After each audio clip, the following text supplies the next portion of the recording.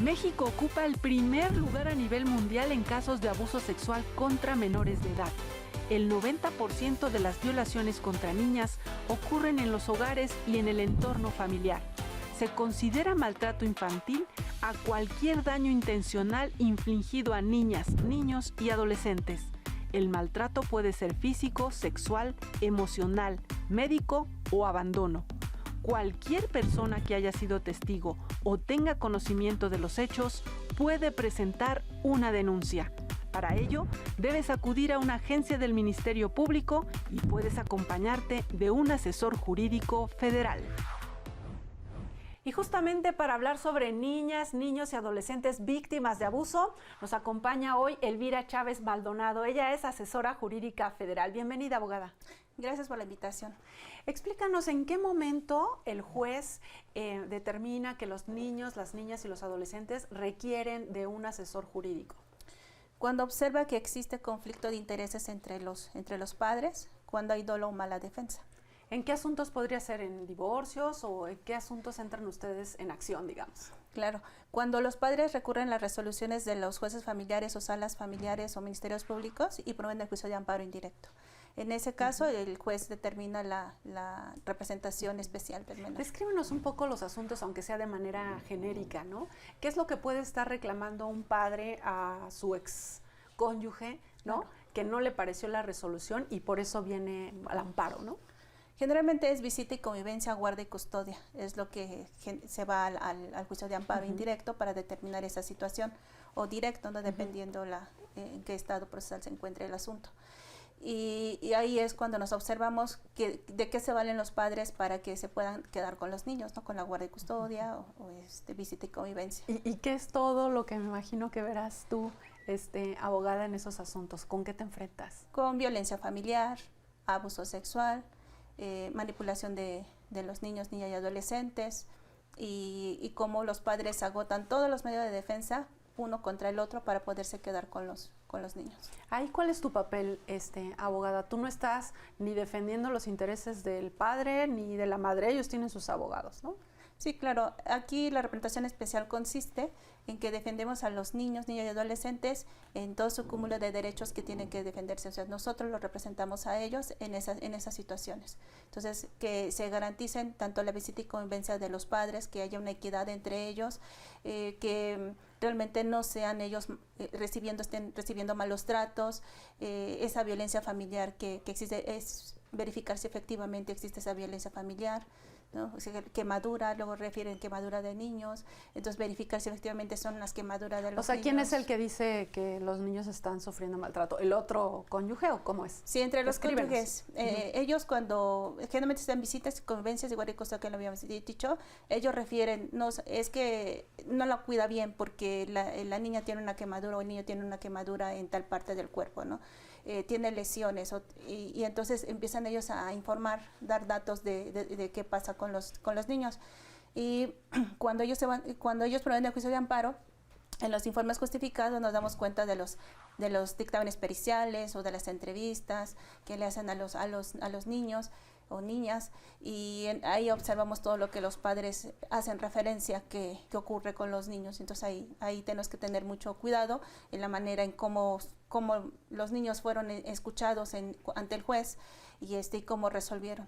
Me gustaría preguntarte dos cosas. Uno, ¿cómo te acercas tú con el menor? ¿Tú tienes ese acceso? ¿Tú platicas con ellos dependiendo de la edad?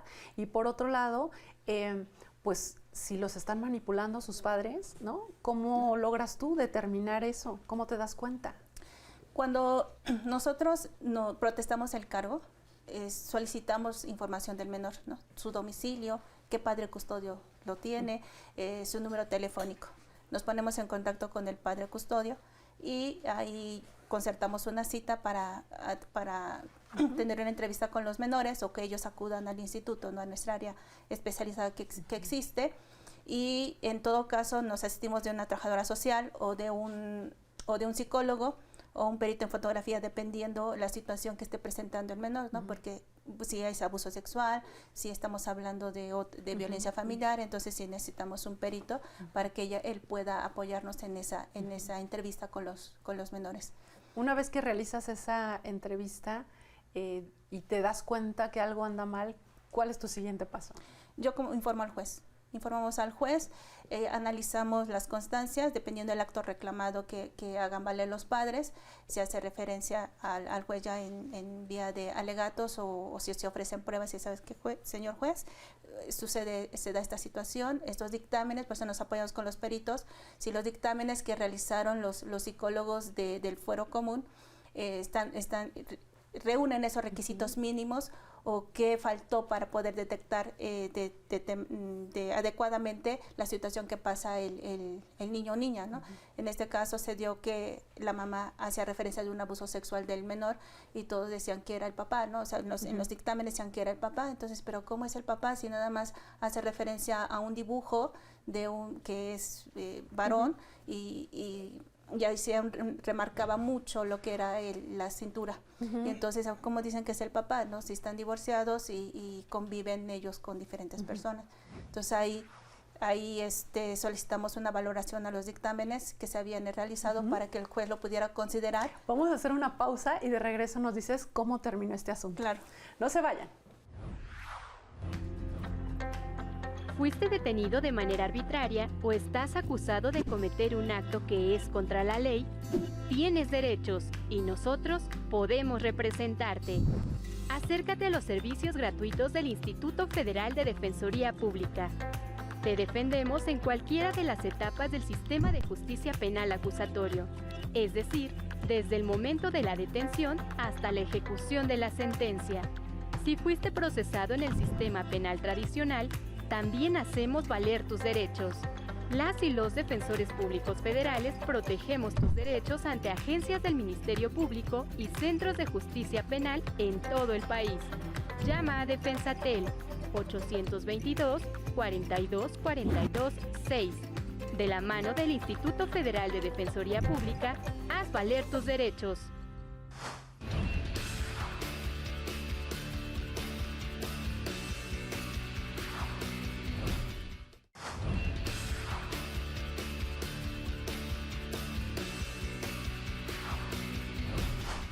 Ya estamos de regreso conversando sobre niñas, niños y adolescentes víctimas de abuso. Abogada, ¿qué sucedió en este caso que nos comentabas donde tú tienes sospecha de que el agresor no puede ser que no sea el padre? Bueno, aún no se resuelve el asunto, pero sí hice referencia a que tratándose de abusos se tiene que llevar a cabo unos protocolos para identificar quién es el agresor. Y bueno, eso lo hice valer y se resolvió la sentencia, pero está todavía pendiente para ver cómo concluye. Ahí algo importante es que mientras se van defendiendo los derechos de los niños, bueno, pues también se les da oportunidad a los padres, ¿no? Porque quizás esté previamente juzgando algo que no se tiene la certeza. ¿Cómo logran en estos casos, abogada, salvaguardar los derechos de los niños para que no sean revictimizados? Bueno, nosotros nos allegamos de todas las constancias que obran en el expediente, lo estudiamos minuciosamente y ya cuando platicamos con los niños, vamos con expertos, ¿no? Para que no caigan en esa revictimización y hacer una plática, no estamos haciendo interrogantes, no. Hacemos una plática que él exprese sus sentimientos, qué piensa de la mamá, qué piensa del papá, cómo se siente con ellos, que ellos mismos aporten los datos que nosotros requerimos para poder entonces decirle al juez, ¿sabes qué? Observamos esta situación o respecto a lo que haya reclamado el padre, nosotros hacer un argumento sobre esa situación. ¿Y ahí termina tu función como asesora jurídica? Sí, hasta el cumplimiento de la sentencia. Como estamos hablando generalmente de amparos indirectos, hasta que se declare cumplida la sentencia, ahí concluye. Muy bien. Pero hay que darles un seguimiento puntual a cada asunto de este tipo. Abogada, preparamos una pieza justo para conocer las inquietudes de la gente sobre este tema, ¿no? Los casos donde las niñas, los niños y los adolescentes resultan víctimas de abuso. Vamos a verla y regresamos para comentar. Claro. Vamos a ver. Hoy salimos a las calles a preguntar qué tanto conocimiento se tiene sobre los protocolos de actuación en casos donde involucran a niñas, niños y adolescentes. Escuchemos. Debería de ser tratado con un especialista que pueda tener la confianza de platicar el menor de que fue agredido sexualmente o emocionalmente y llevarlo con las autoridades para que ellos puedan pues, la persona que le está haciendo daño, para que ellos puedan dar su seguimiento y no lo dejen así como en muchas veces que dejan y ya no ven al menor. Más que nada es apoyo de las autoridades, porque luego muchas veces la gente no denuncia por eso, porque las autoridades no hacen su chamba, y pues nosotros nos apoyamos en las autoridades, porque nosotros, pues ¿qué podemos hacer sin ellos? Entonces más que nada es el apoyo tanto de la familia como de las autoridades. ¿Cómo se llevaría a cabo la situación con la persona, con el agresor? Porque muchas veces uno tiene el miedo de denunciar y que después no hagan nada y repercute hacia nosotros, ¿no? Porque luego no sabes si te van a buscar, si vaya a salir otra situación peor. Entonces el protegernos, tanto el niño como nosotros, y el cómo se llevaría el caso con la persona. Si efectivamente se le está dando el seguimiento con los ministerios públicos y las autoridades correspondientes, y la forma en la que de verdad esas famosas carpetas de investigación tengan un final feliz. ¿Cómo impugnaría o cómo invitaría a que nuestro gobierno tomara sensibilidad en este tema? Yo creo que todos hacemos como que trabajamos para cumplir, por comodidad, por mediocridad, por gusto, pero finalmente no le damos la esencia que es que un niño está siendo víctima de un tercero. ¿Cuáles son las penas? ¿Cuáles son los castigos? Y cómo nos puede ayudar la autoridad para poder apoyar a las personas que tuvieron este tipo de problemas. Pues ahí tienes la opinión de la gente y sobre todo la confianza, ¿no?, que piden para que las autoridades pues reaccionen e investiguen. Sí, claro, mira, hay situaciones que debe conocer el Ministerio Público, y cuando pasa esa situación deben de apoyarse también a través de la Procuraduría de los niños, niñas y adolescentes, que les pueda apoyar o coadyuvar dentro de ese procedimiento de proceso penal. En cuestión de nosotros, como representantes especiales, generalmente es en materia de amparo, y precisamente nosotros analizamos esos dictámenes, analizamos y todo lo que aportaron en el juicio principal tienen los requisitos mínimos para poderles darles credibilidad o no. Y si observamos que hay por ejemplo, una situación de violencia familiar o abuso sexual y no se ha dado parte al Ministerio Público, tenemos que hacer esa parte de denunciar esa situación de los niños y que les den la protección que requieren. Y como mencionaban, les preocupa también esa parte de la denuncia. Sabemos que estos asuntos generalmente ocurren dentro del núcleo familiar o con personas que son muy cercanas, ¿no? Y que quizás, como decía una de las mujeres, ¿no?, ¿qué tal si voy y denuncio, no hacen nada y después ya tengo de enemigo a esa persona? Sí. Hay situaciones que se presentan, ya lo tienen que hacer saber para que le puedan dar la protección o la autoridad determine las medidas de seguridad para ellos.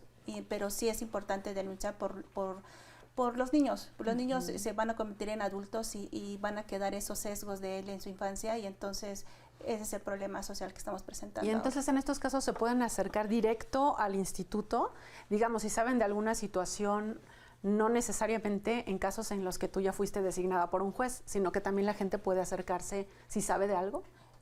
Nosotros le podemos dar la orientación de qué es lo que podemos, qué pueden hacer ellos, porque no es parte de nuestra competencia esa situación, solamente es por designación judicial. Pero sí les dices a dónde deben ir, qué es lo que deben denunciar, dónde. Sí, así es, o sea, ellos van a contar con toda la información para que ellos puedan acudir y qué deben de hacer. Regresando a tus funciones como asesora jurídica, ¿cómo te acercas, cómo le explicas a los adolescentes? Me imagino que a veces los propios padres, si están en esta disputa, no quieren que tú hables con ellos. Sí, es un poco difícil esa Cuéntanos situación. de algún caso. Bueno, tenemos un caso de un niño, bueno, más bien de un adolescente y de una niña, que solicité la entrevista para que pudieran ir los psicólogos y pudieran ellos observarla pues a los niños. Entonces instalaron cámaras, checando ahí las cámaras y todo, y cuando, pues obviamente nadie dijo nada que estaban las cámaras, pero los niños no se sentían como cómodos, pero hablaban con la psicóloga y después yo pedí un momento hablar con ellos, y en ese momento yo pues salía con ellos al jardín. Y en el jardín los niños ya se podían expresar más y entonces me hacían saber, no, es que mi mamá inventó todo para perjudicar a mi papá y mi papá nada más me dice cosas para que yo me quede con él. Entonces ahí los niños como que hablaban, ¿no? Entonces yo les decía, y yo nada más los escuchaba y yo les decía, mira, yo soy fulita de tal, vengo de tal parte, de tal institución y yo te voy a ayudar a ti. Nada más a ti, ni a papá ni a mamá, no, nada más a ti. Y entonces el niño como que expresa sus sentimientos, su sentir, y entonces yo los escucho y pasó el turno del adolescente, pasó el turno de la niña, y ahí uno se observa, ¿no? Cuándo son están siendo manipulados, exacto, ¿no? Y qué importante que tengas ese acercamiento. Vamos a hacer una pausa y regresamos. Gracias. Vamos a la pausa.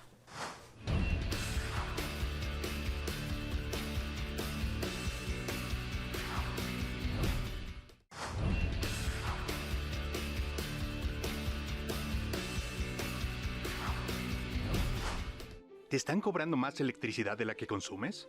¿Te despidieron de tu empleo sin justificación? ¿Fuiste víctima de un delito o vives en un conflicto familiar? Aquí te ayudamos. En el Instituto Federal de Defensoría Pública Brindamos orientación y asesoría jurídica gratuita. Acércate a nuestros profesionales especializados en atención a personas con discapacidad, Adultos mayores, mujeres, hablantes de lengua indígena, niñas, niños y adolescentes, migrantes jóvenes en conflicto con la ley e integrantes de la diversidad sexual. Búscanos. Tenemos oficinas en todo el país. Llama a Defensatel. 822-42-42-6. Respondemos los 365 días del año. Aquí te defendemos. Ya estamos de regreso en la parte final del programa de hoy. Abogada, en este contexto de estas situaciones tan complejas, de verdad, ¿no?, que es el ser un representante especial de un menor de edad, ¿qué retos enfrentas como asesora jurídica?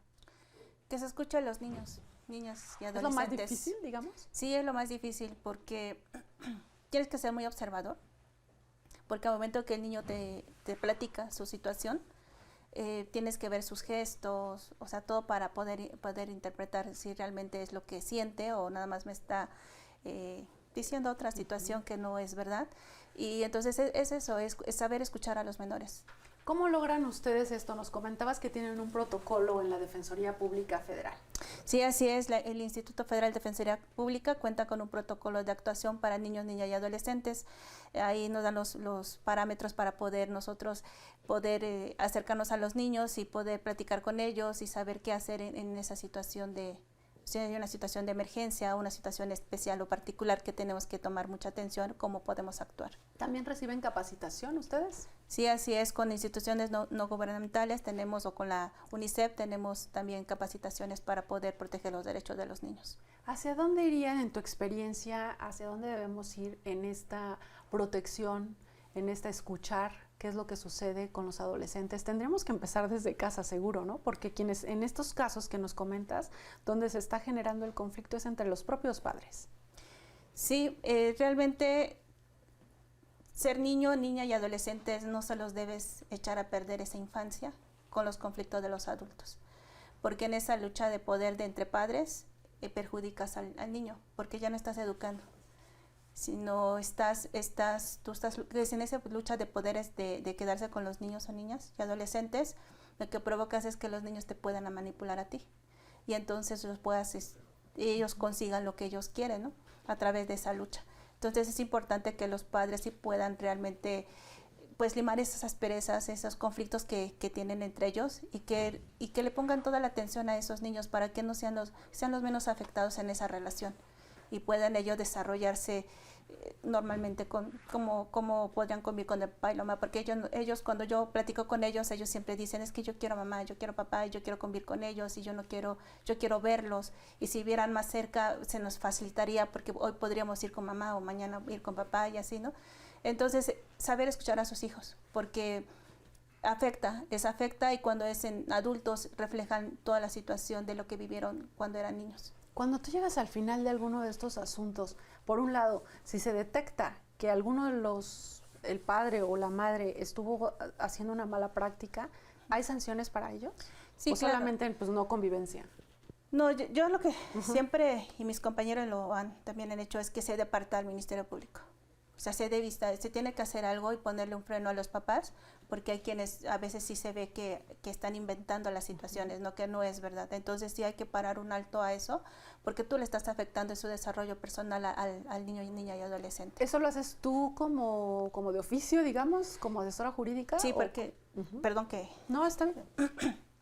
Sí, porque yo cuando observo una situación, sí es importante que si observo una situación, se debe dar vista al Ministerio Público. Para que ahí ya se investigue, ya se determine qué es lo que procede. Así es. Y por otro lado, cuando concluye el asunto y los niños realmente logran estar conviviendo con sus dos padres o ya en un ambiente más seguro, ¿tienes oportunidad de que te expresen cómo se sienten? Por el momento no me ha pasado, pero cuando yo platico con ellos en su manera de expresarse dicen, es que yo deseo esto, ¿no? O sea, me hacen sentir. Y como que si tú te pones a pensar, y hablo con los papás, ¿no? O sea, limen las perezas, limen sus situaciones. ¿Por qué? Porque el niño, su sentir es su hijo es esto. Entonces, por el bien de ellos, lleguen a un arreglo, ya de una vez definitivo, para que ellos puedan vivir sanamente y puedan convivir con ambos padres. En conclusión, abogada, ustedes llevan pues asuntos de todos, ¿no? ¿Qué te deja a ti el trabajar de manera, pues, hacer esta representación para los menores? Que se necesita tener conciencia, que para los adultos en relacionarse ya con una persona, con su pareja, lo pueden amar mucho, pero no pueden olvidar a sus hijos. Lo principal son sus hijos, porque cuando ellos envejecen, los que los van a ver son sus hijos, y sus hijos se van a llevar ese sentimiento, si pudieron convivir con el papá, con la mamá, si pudieron jugar, si pudieron desarrollar, si lo supieron escuchar. Si les dieron esa oportunidad, ¿no? Claro. Abogada, muchas gracias por participar con nosotros en el programa. A ustedes por invitarnos. Gracias. Gracias a usted por su atención y a mis compañeros de producción por hacer posible este programa. Soy Verónica González y lo invito a que se quede en la señal de Justicia TV.